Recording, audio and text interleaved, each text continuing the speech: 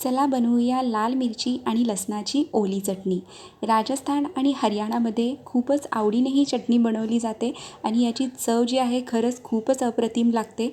म्हणजे तोंडाला चव नसेल किंवा जेवताना ताटात जरी सोबत लावायचं असेल तर ही चटणी खूपच मस्त लागते। तेव्हा रेसिपीला आपण सुरू करूया। तर इथे मी 15 ते 20 सुक्या मिरच्या घेतलेल्या होत्या। त्या रात्रभर पाण्यामध्ये भिजत ठेवलेल्या होत्या।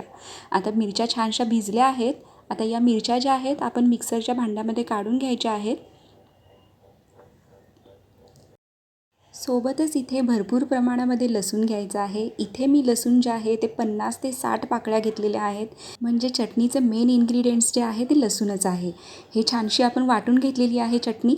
आता याची फोडणी घेऊयात आपण करून। आता कढईमध्ये 6 ते 7 चमचे मी इथं तेल घेतलेलं आहे।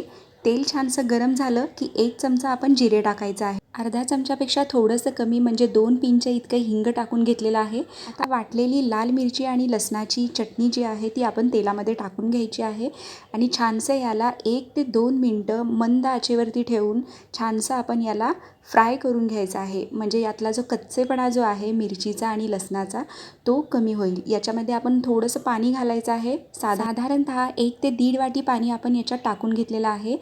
चवीपुरतं मीठ टाकायचं आहे आणि एक चटपटी टँगी फ्लेवरसाठी आपण याच्यामध्ये 1 लिंबूचा रस टाकलेला आहे। तुम्ही याच्याऐवजी आमचूर पावडरचाही वापर करू शकता।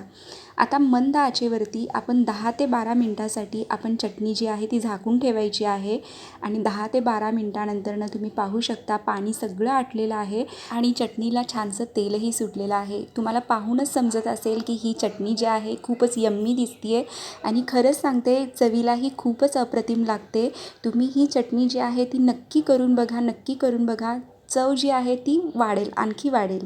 आणि जर रेसिपी आवडली असेल तर व्हिडिओला प्लीज लाईक करा, चॅनलला सबस्क्राईब करा आणि तुमच्या प्रतिक्रिया मला कमेंट बॉक्समध्ये सांगायला विसरू नका। थँक्यू।